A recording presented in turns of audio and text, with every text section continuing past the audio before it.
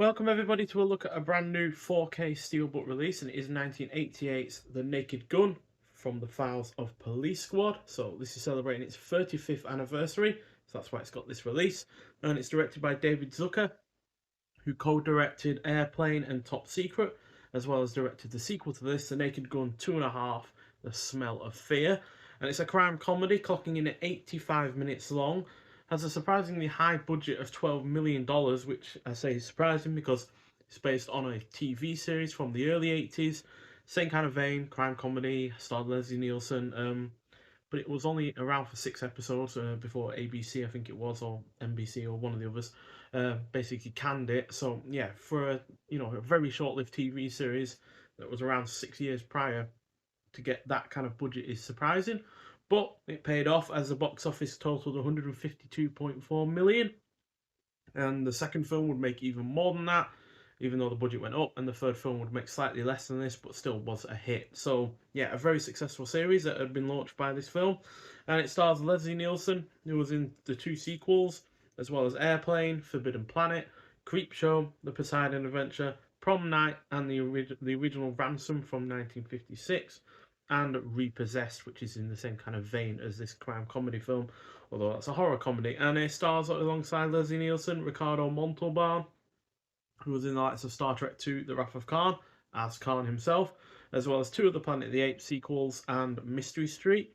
And finally stars George Kennedy, who I've seen in 25 other films, including the two subsequent sequels to this, all four airport films, as well as Earthquake and The Dirty Dozen.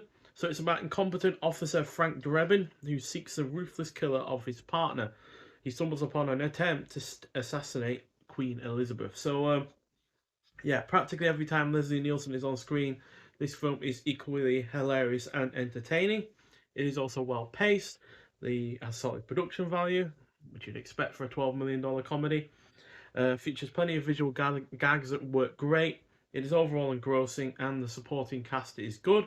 Just a shame that when Leslie Nielsen isn't on screen, the film doesn't work quite as well. A few of the jokes go on a bit too long, and it is lacking in surprises. But on the whole, a very, very funny film. Not David Zucker's finest hour. I would say Airplane is the stronger of the two films, and Top Secret is a little bit more consistent. But yeah, this is overall still a really, really funny film, and highly recommend watching it.